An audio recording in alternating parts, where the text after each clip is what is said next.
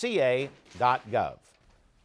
Whether they have the virus or not, H1N1 scares are sending many to the emergency room. Reporter Julia Wong finds out when you should visit the ER and when you should stay home. Dr. William Conrad is an emergency physician at Providence Little Company of Mary. He says the emergency room has become crowded with patients worried about H1N1. They're simply frightened by the aspect of having this influenza illness. We see a wide variety of patients. We see patients that are very healthy and are just more concerned about their well-being, and we see patients that are very, very ill. The emergency room used to see around 2 flu patients a day. The number rose to 22 a couple weeks ago. Now that number is slowly going down, but the hospital is still seeing more flu patients than it normally does than during a regular flu season. But Dr. Conrad warns not everyone with flu-like symptoms, such as a fever, chills, cough, and congestion, needs to go to the ER.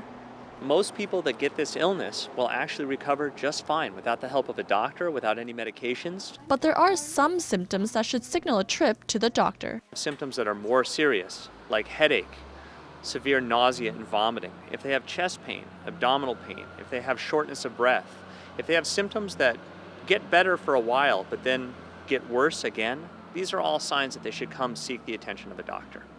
Dr. Conrad says it's hard to know if we've reached the peak of the H1N1 cycle, but with the holiday season upon us and more people at the mall and at parties, the H1N1 virus may spread.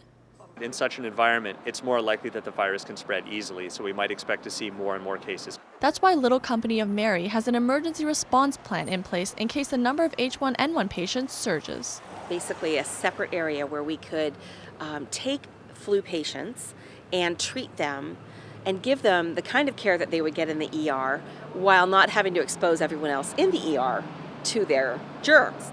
The plan will be implemented if the ER becomes too crowded with H1N1 patients. Fortunately, hospital officials don't anticipate they will need to use this emergency plan. For Torrance City Cable 3, I'm Julia Wong. Thanks, Julia. Some other tips to keep yourself healthy: avoid touching contaminated surfaces, be sure to cover up when you cough or sneeze, and of course, wash your hands frequently.